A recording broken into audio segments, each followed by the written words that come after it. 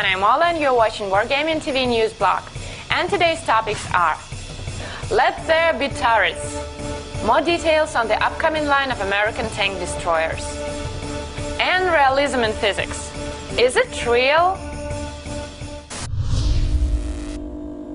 We'll kick off with a new set of very unusual machines that will inhabit world of tanks with update 7.2. What's so unusual about them? Well, all of them have rotating turrets, and they are RTDs. All American SPGs have a rotating turret. However, prototype T-28 construction is an exception. Its turret turns 286 degrees instead of 360. The American SPG's branch consists of 6 vehicles that make up 2 uneven groups. The first one includes highly maneuverable SPGs with speed characteristics close to light and quick medium tanks, M8A1, Type 49, and M18 Hellcat. The second group comprises armored SPGs. Their speed and maneuverability are similar to those of heavy tanks. Here we have a prototype T-28 and a prototype T-30. World of Tanks already has vehicles with rotating turrets. For example, M10 Wolverine and the M36 Logger. And you probably know by now where and how to use SPG turrets to the most avail. That's why I would only do a quick cruise through their strengths and weaknesses. First off, hiding behind bushes and firing at a moving target, you don't have to turn the entire body, so you stay virtually invisible. However, motionless SPGs with no turret are better for hiding. Secondly, a better hold of your vehicle in close duels. SPGs with rotating turrets are more difficult to wind around than those with no turrets. Then you'll get better vision, as the turret is usually open on top. Finally, they allow for a higher firing position, and thus, more potential fire points on the map. As for the weaknesses, SPGs with turrets have worse armor and lower DPM than ordinary SPGs. In addition, as I mentioned before, they are worse than ordinary ones when it comes to invisibility indices. Every model deserves a closer look. M8A1, for instance, is much like Stuart M5, but with an option to install a turret on it, like in a M18 Hellcat. It also has a wide choice of weaponry. Personally, I would go for a 77mm M1 gun. Maneuverability and comparable invisibility allow to take up good positions and enjoy the vehicle's high firing rate. T-49 has thin armor and can make up to 61 kilometers per hour. In comparison with other models, it's like the Wolverine, but unlike the latter, it's less snappy. Bad news for those waiting for M18 Hellcat. Its max speed will only be 73 kilometers per hour.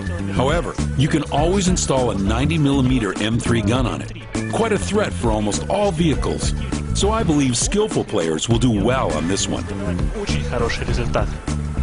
T-25-2. Highly maneuverable and poorly armored, Type 25-2 is similar to Jagged Panther with 75mm 100 caliber gun. 5-миллиметровой стокалиберной пушкой, без брони, но со скоростью. Prototype T-28 can scare you away with its clumsiness, open turret, and vulnerable sideboards. But don't be hasty to turn it off. It offers the same weaponry as T-95 and has similar overall dimensions. These two are worth the time spent on mastering your skills. Так что освоивших T-28 и T-95 проблем не будет. Although it's lost its turret rotating speed, maneuverability, vision, and thick armor, T-30 still has a 150mm gun and a well-armored turret. In addition, it now has better precision. If you played it as a Tier 10 heavy, you'll get used to it as an SPG real fast. At its core, new vehicles will barely have much in common, except they are all SPGs and will come with a rotating turret. There's a lot of work to be done, but I'm sure they are worth waiting for. Общая принадлежность к классу ПТСАУ, да и вращающиеся башни. Впереди еще много работы, но уже сейчас можно сказать, что ждать их стоит. The physics update has been awaited for quite a time. Well, here's good news. The new laws of tanks behavior have gone to a super testing stage, and the devs are eager to share a little bit of details on them.